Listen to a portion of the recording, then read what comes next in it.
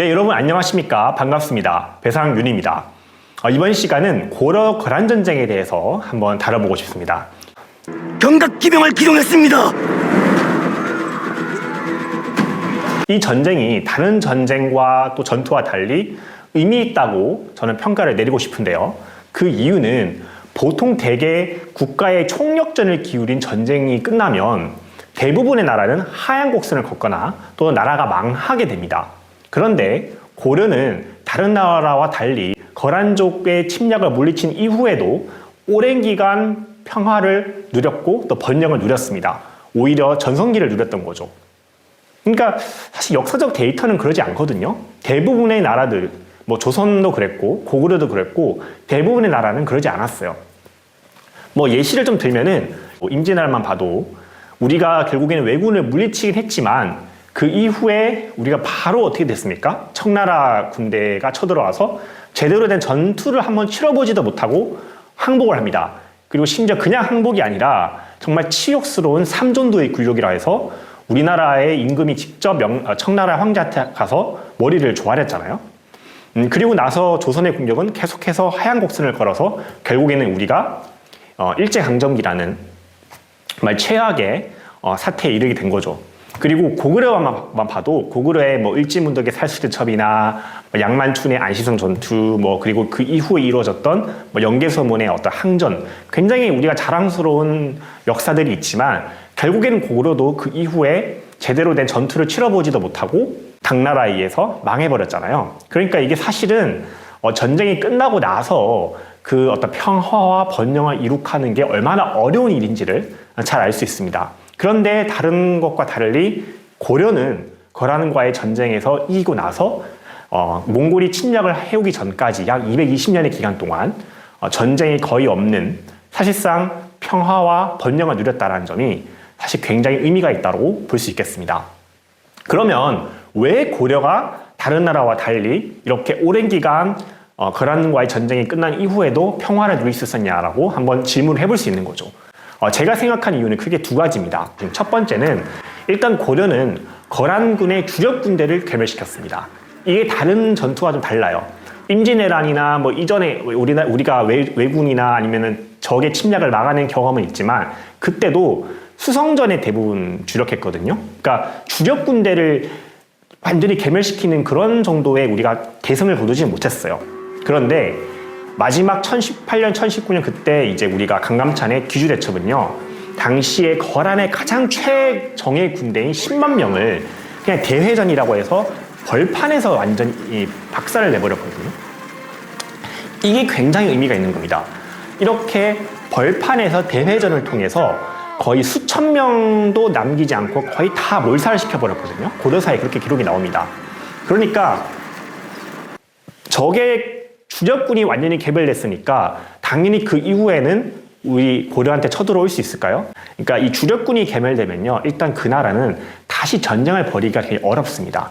그리고 결국에는 약해진 이제 거란과 그 여진, 그리고 송나라 간의 이 힘의 균형, 이 세력 간의 세력 균형이 이루어졌다는 것이 또 두 번째 가장 큰 이유라고 볼 수 있겠습니다. 이 부분을 많은 사람들이 좀 많이 간과하고 있는데요. 이 힘의 균형이 왜 중요하냐면요, 특정한 세력이 지나치게 힘을 많이 가졌을 때는 본능적으로 다른 나라를 칠 수밖에 없습니다.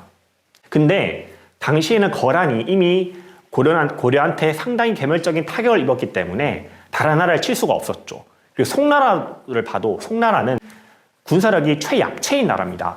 중국 왕조 중에서 군사력에서 가장 낮은, 가장 최약체인 한 나라를 꼽으라면 송나라를 들 수 있거든요. 그 정도로 약했기 때문에 송나라가 독자적으로 거란을 칠 수 있는, 요나라를 칠 수 있는 힘이 없었어요. 그래서 고려에다가 같이 공격하자라고 협공 제안이 들어왔는데 고려가 거절했죠. 그리고 이후에는 여진한테 가가지고 야, 우리 동맹 맺자라고 해서 여진과 동맹을 맺습니다. 어쨌든 간에 여진도 힘이 그렇게 강하진 않았어요. 당시만 해도. 그러니까 서로 송나라도 그렇고 거란도 그렇고 여진도 그렇고 고려도 그렇고 네 나라가 아주 절묘하게 서로를 압도할 수 없을 만큼의 아주 절묘한 힘의 균형이 있었다는 겁니다. 이 부분이 굉장히 중요하다고 볼 수 있겠습니다.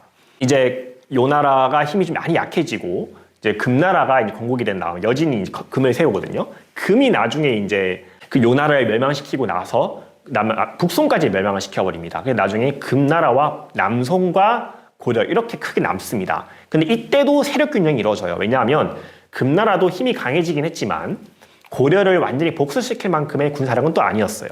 그리고 어쨌든 간에 고려가 이렇게 한 220년 넘게는 힘의 균형 때문에 평화를 누릴 수 있었다는 것이 상당히 행운이라고 볼 수 있는 거죠.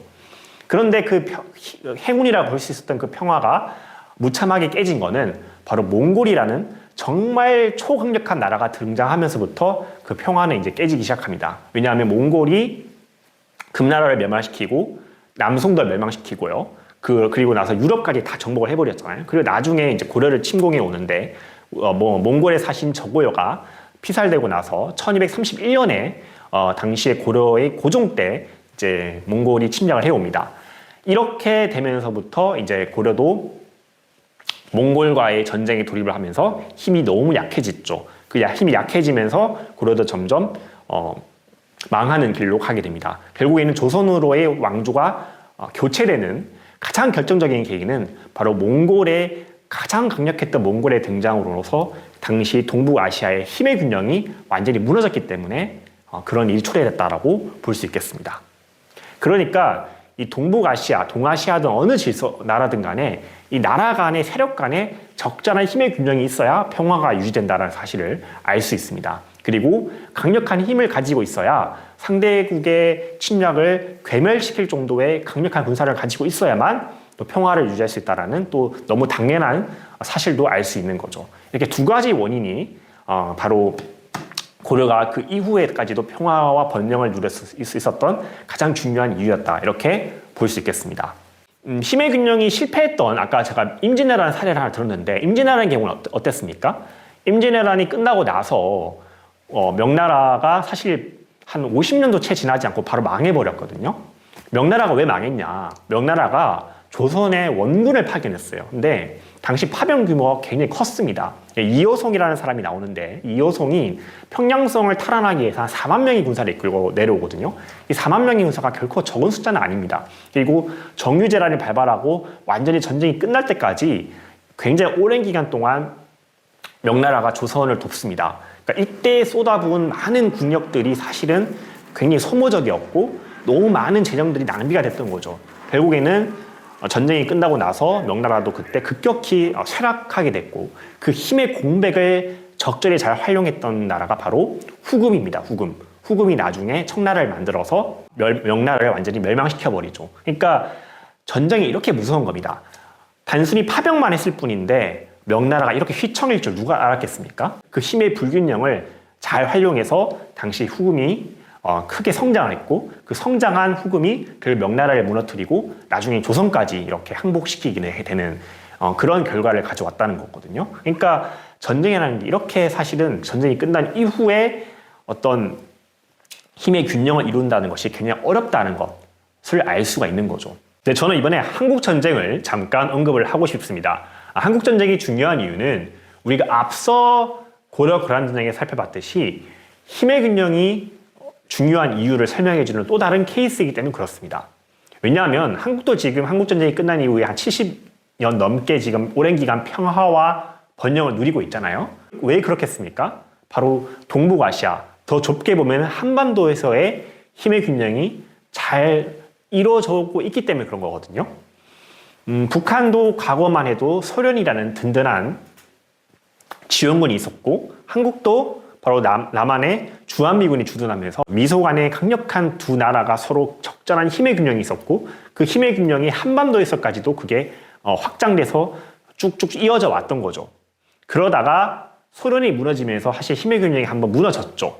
근데 북한이 이걸 잘 이겨냈습니다. 어떻게 이겨냈습니까? 북한은 핵을 개발했고 그리고 무엇보다 북한은 중국이라는 또 든든한 또 지원군을 찾았죠. 그리고 중국도 성장하면서 중국의 어떤 이제 파워를 무시 못하게 되는 거고 결국은 지금 북방 세력과 남방 세력 간에 지금 적절한 또 힘의 균형이 한반도에서 이루어지고 있는 거죠.